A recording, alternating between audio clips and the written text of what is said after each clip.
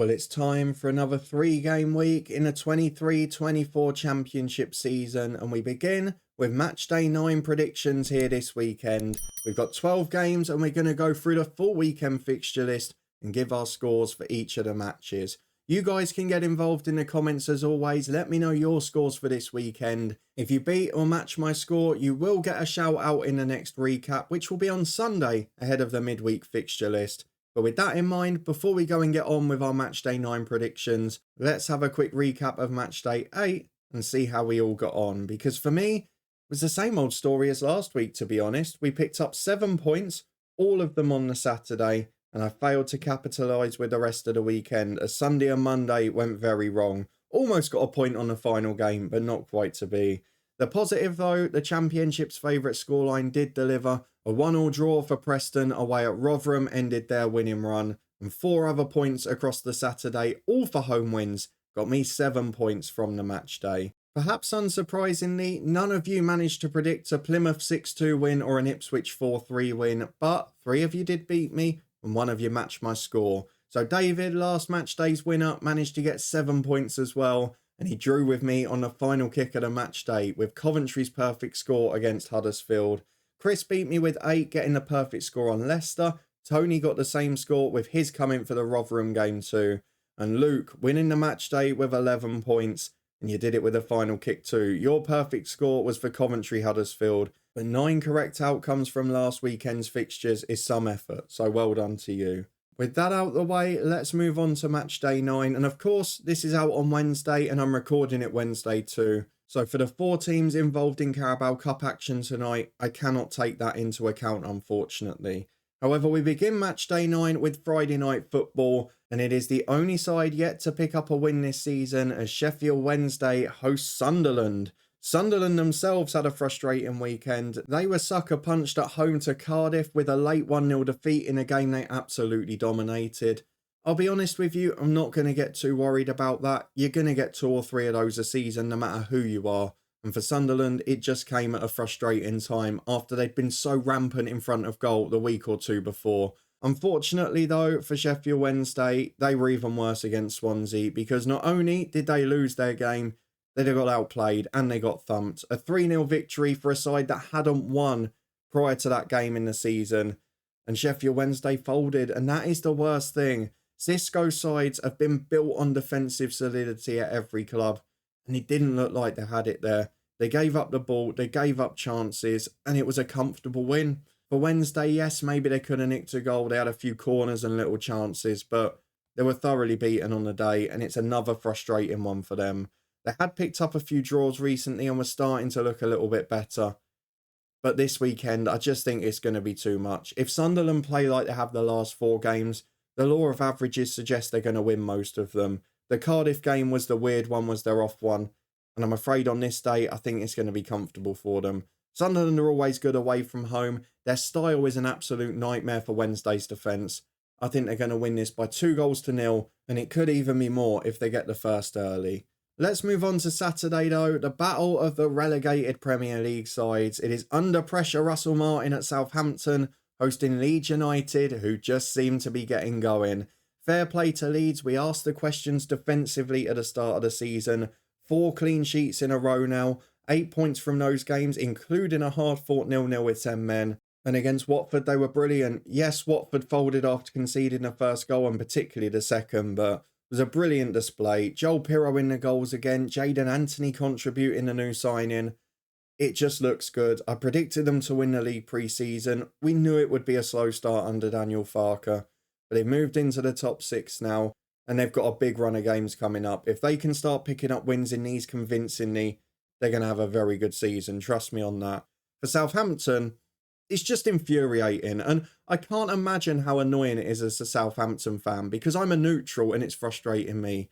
You go 1-0 up away from home at Middlesbrough, a side that hadn't won a game this season or having a crisis of confidence. The fans were turning a little bit, and you just play into their hands. You look at the first goal and Mason Holgate, and you can almost see his thought process as he's going through it. He picked up the ball and he thought, I'm going to clear this. And then he thought, oh, the manager's going to have a go at me if I clear this. I've got to turn back inside. I've got to keep possession. And then he panicked and then he got caught because he had a blind alley and nowhere to go. Now, there's a couple of things on that. If you're playing out from the back that stubbornly, you've got to have options for the ball player at all times, and that isn't always the case here at Southampton. If you've got two of the best and most potent championship strikers in recent history, do not starve them of the ball. And seriously, I know you want to play a certain way, but there's a game situation here, and you've got to think about it. That goal changed the game, Borough went on to win it, and Southampton are now looking down rather than up. A very frustrating one for them. 4 defeats in a row, tons of goals conceded.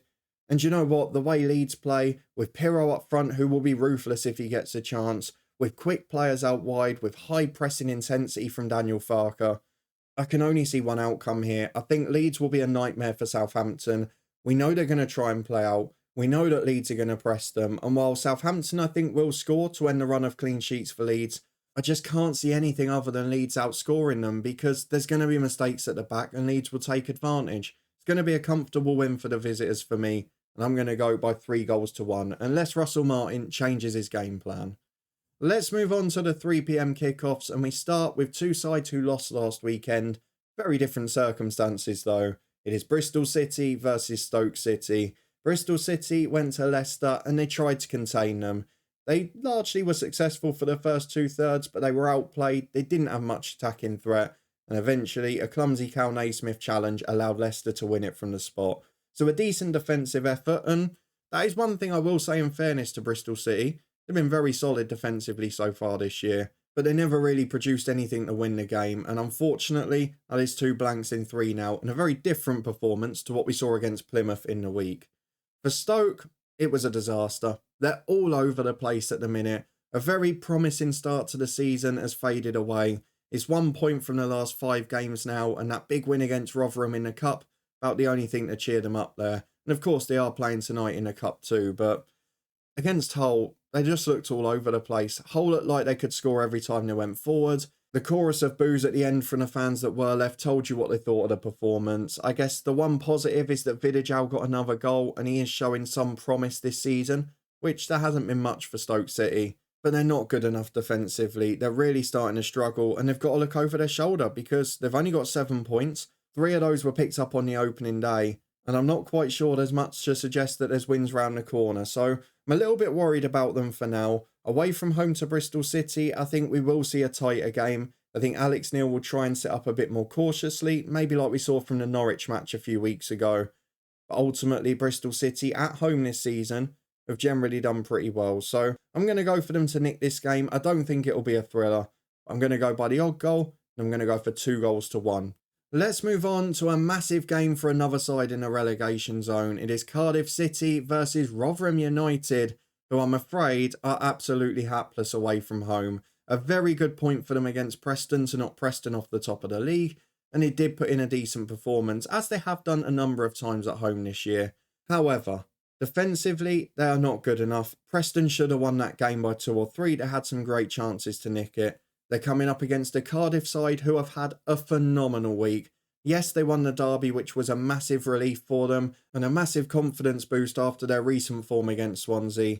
But this week, they've done even better. They've beaten Coventry and Sunderland, 2 sides from last year's playoffs that not many would have had them to beat. And they've played in different ways in all of them. They've been adaptable. And again, Errol Balut is someone who's learning. And I feel like he's taking them to the next level, which we've got to be fair to Cardiff here. I know we don't want to look down because Cardiff have had a great start. They're looking at the playoffs and fair play. You can dream. You've got to. But looking at what happened last season, where they've been recent years, where they were fighting in the table, you've got to say, even at this stage, if you can win a game where you are heavy favourites against Rotherham and put a 10-point gap to the relegation zone, that is huge at this stage of the season. And it does take away that worry if you do then have a little poor run or you pick up a few injuries. So for Cardiff, this game is arguably more important than the last 2. The type of game they're expected to win, how will they respond to that pressure? And what can Rotherham do? They're the only side not to pick up a single point on the road this season. They've been abysmal away from home.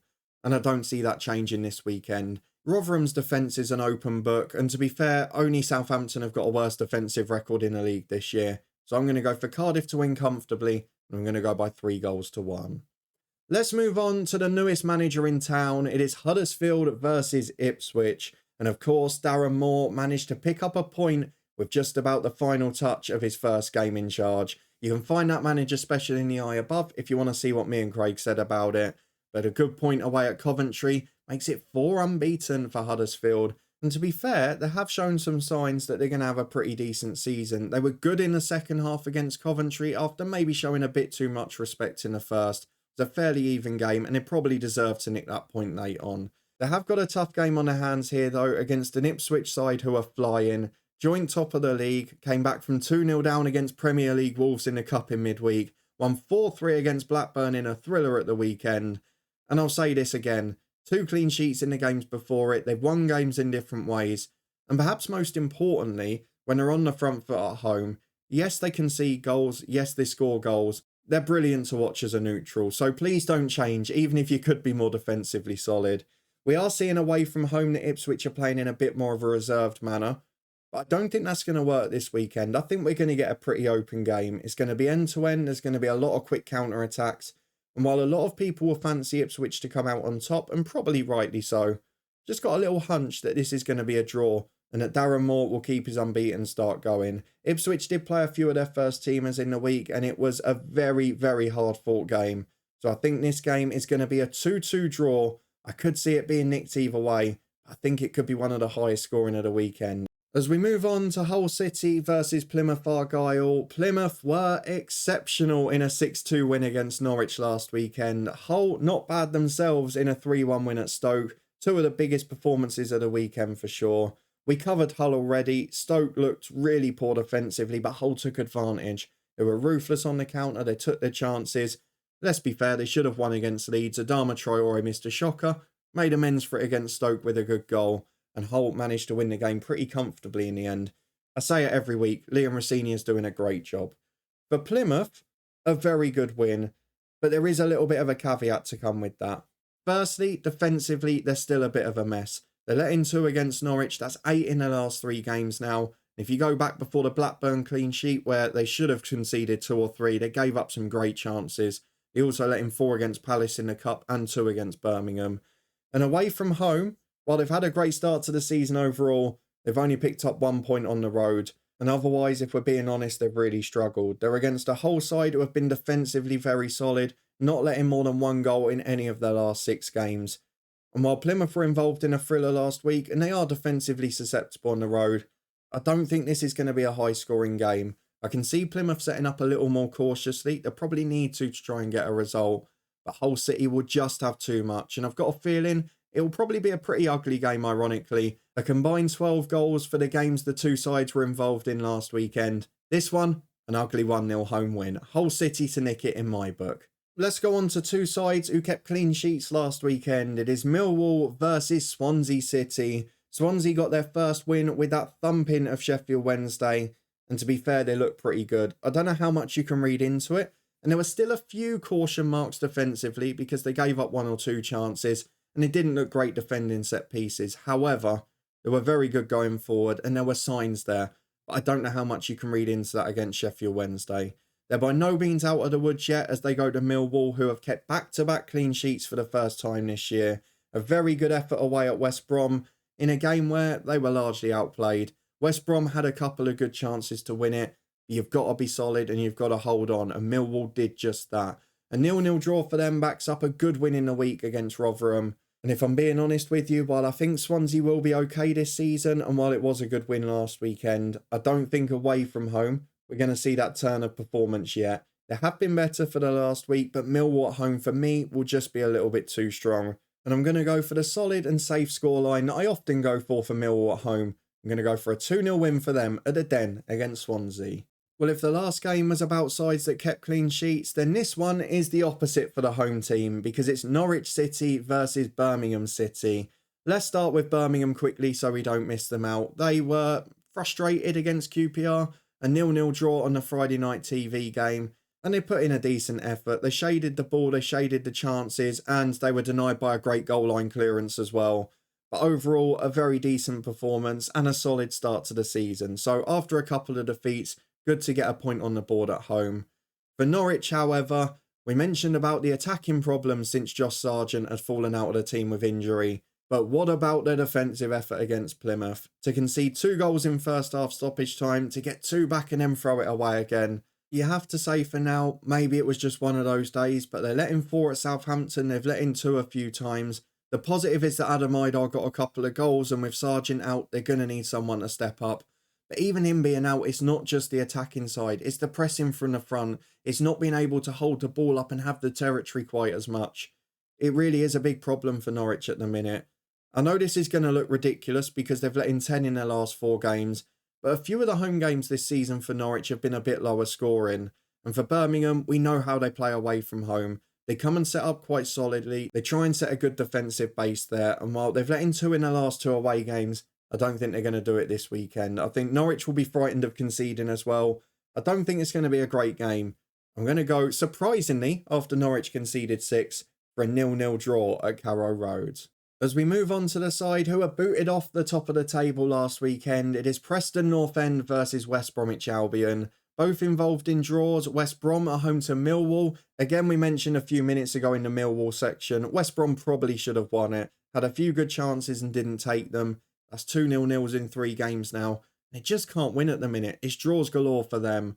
For Preston, their winning run ended, but they remained the only unbeaten side in the Championship this season. A 1-1 draw at Rotherham, not a bad result in truth.